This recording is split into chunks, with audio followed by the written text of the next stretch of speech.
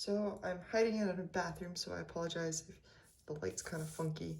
I can't really, I keep trying to hide it, but it's pointless. So I'm just gonna go through some questions that I got for the homework and hopefully clarify a few things. All right, question number 1 is which of the following displays exact numbers? Now we recognize exact numbers as things that have an infinite number of sig figs. Those situations would be when you're counting objects and conversions,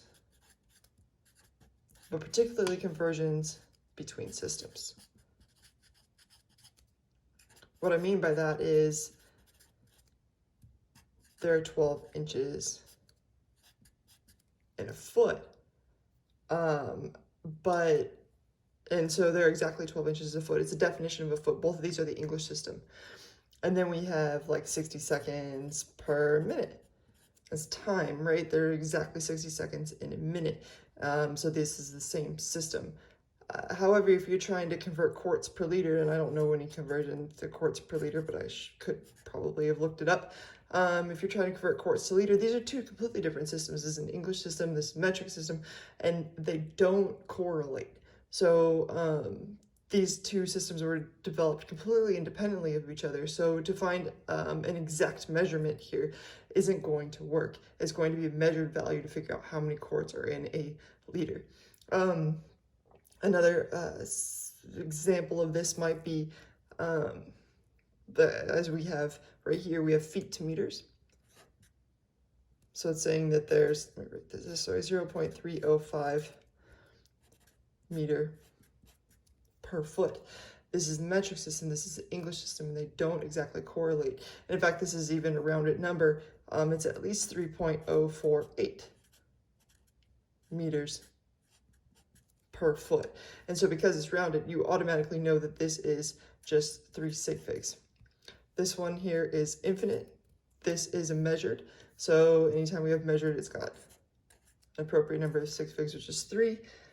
And then a conversion here, again, 60 minutes per hour. They're exactly 60 minutes per hour. So, so that's why this one would be correct, and this one would be correct.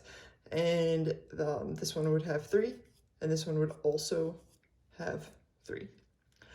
All right, so answer the next question with appropriate significant figures. So first things first, we want to do the addition aspect of this. And so that would be, let's go ahead and do it separately, 12.07 plus 2.6. We can get a 7, a 6, and a 4, and a 1, maybe 14.67.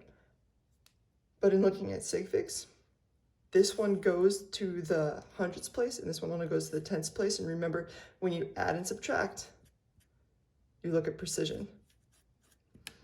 So if this one goes to the hundredths place and this one goes to the tenths place is the least precise number. And that's why this answer, you would technically only know to the tenths place. But do you round it in the middle of a problem? No, you don't want to get rid of that extra information. You want to utilize it for the next situation. So now we've got an answer that's really 14.67, but it only has 3 sig figs.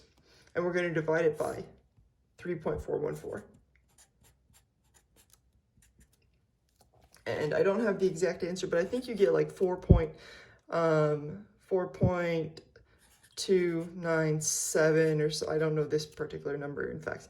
And that would round because it says 3 sig figs.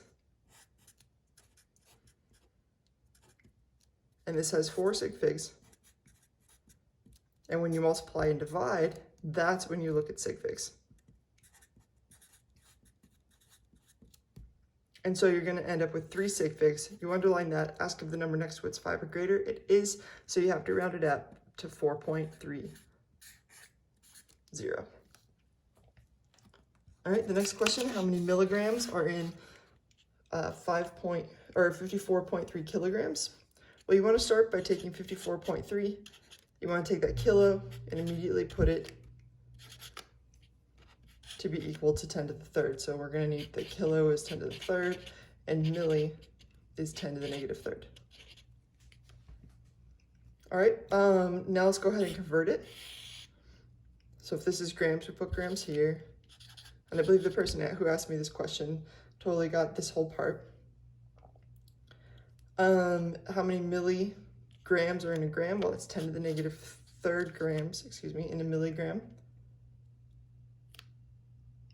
And now we go to calculate it out. But if we do that, we'd get 54.3 times 10 to the 3rd divided by 10 to the negative 3rd.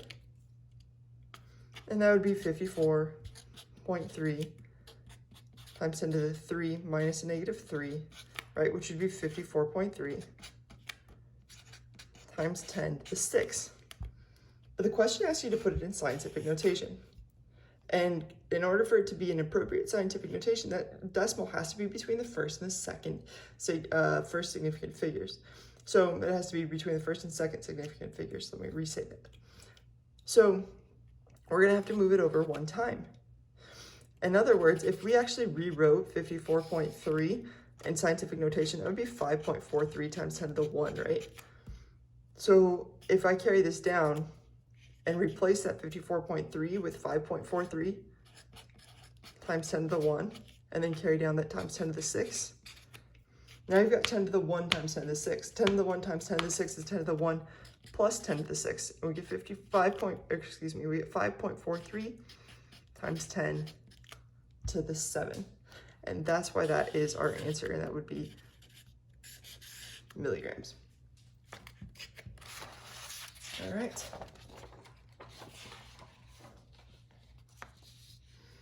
Your dog is an amazing digger. Whew. I hope that's not my dog. You'd like to fill in your hole that he digs with the dirt before he makes it to China. The hole measures 8 by 12 by 1.0 feet times 12.0 feet times 1.0 feet. What volume of dirt do you need in meters cubed? Well, first let's go ahead and figure out the volume of this cube hole. And in order to figure out volume, we take the length times the width times height, right? So we're gonna multiply 8 times 12 times 1. So if I get on my nut, even though we can do it in our head, we do 8 times 12 times 1. And you end up getting 96 feet times feet times feet would be feet cubed. So we're starting off with 96 feet cubed. Let's go ahead and throw it down here. And we want to convert it to meters cubed. We're given one conversion. That's 3.28 feet per meter. Would this be an infinite number of sig figs, or would this be between systems? Hopefully you're saying that's between systems. This actually only has 3 sig figs right here. We're going to put 3.28 feet down here because we're going from feet to meters. If this is cubed, we have to cube this, but don't forget we also cube this number here, and we also cube this unit here. Do we ever cube the 96 over here? Hopefully the answer is no, because it is what it is. It's not 96 feet cubed, it's 96 feet cubed. So we start with what we're given, we're trusting what we're given. So we're going to cube that 3.28. So what we end up with is 96 divided by 3.28. Cubed, our feet cubed cancel. We got meters cubed. And let's go ahead and do this. So the way I do it to make it simple, I don't know why, but I would say 96 divided by 3.28 divided by 3.28 divided by 3.28. And I get an answer that is 2.72. And then I like to double check, especially in the middle of videos.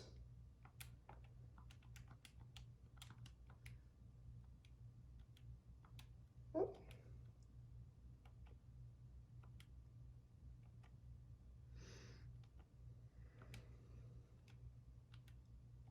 Won't let me do it. 96 divided by 3.28 divided by 3.28 divided by 3.28, and I get 2.72. So my answer would be 2.72 meters cubed. In scientific notation with the appropriate number of sig figs, this has 2, this has 3, 2 is going to be my answer, and that's why I end up with 2.7 meters cubed.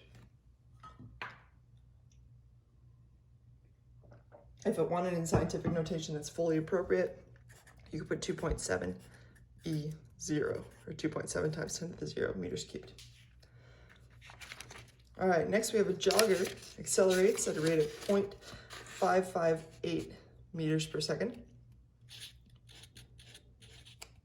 squared. And it wants us to put it into miles per hour. So we've got to convert the meters into miles and the seconds into hours. So let's go ahead and start in the middle of the page. Anytime I have 2 units, I like starting in the middle of the page. It helps me see things a little bit better. So let's start by converting meters to miles, because we don't have to do anything with this squared thing at the beginning. We're just gonna go ahead and take meters and turn it into miles. If this is meters, gotta put meters here. And we know that there are 3.28 feet in a meter. Now we're in foot town. If this is foot, we're gonna put here feet, 5280 feet per mile, and this is going to do our conversion from meters, feet, and then miles. And then we want to go this opposite direction to get rid of the second squared and turn it into hours squared. So if this is second squared, I'm going to put seconds right here. I'm going to go ahead and set it up first. So we have 60 seconds in a minute, and 60 minutes in an hour. But because that's squared, we got to square this, square that. And then we're minutes squared, so we got to square the minutes, square the 60, square the hour. And this is a commonly missed part right here. Either people forget to go and square these, or they'll forget that there's just like 60 minutes in an hour. They'll go straight from 60 seconds and put hour here. And it's easy to do because you're thinking about minutes and other stuff. So, all right, so if I go ahead and do this, I'm going to get 60 squared, which would be 3,600, times 60 squared, times 0.558, times 3.28, all divided by 5280. And let's see what we get. So I'm going to take 3,600. 100.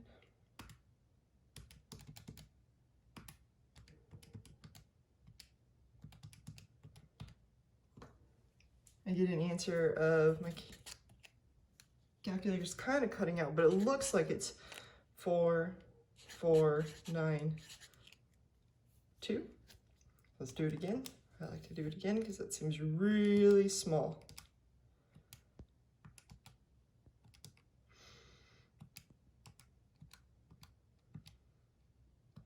Times 3.28. Oh yeah, no, that makes sense because then we divide by 5280.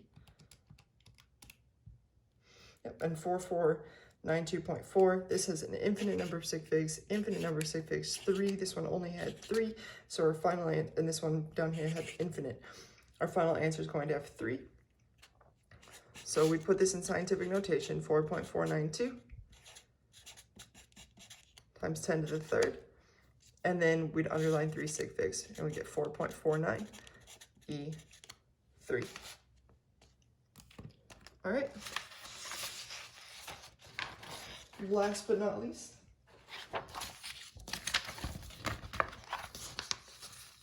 this question says the volume of a sample is 45.2 milliliters and its density is 2.35 grams per milliliter.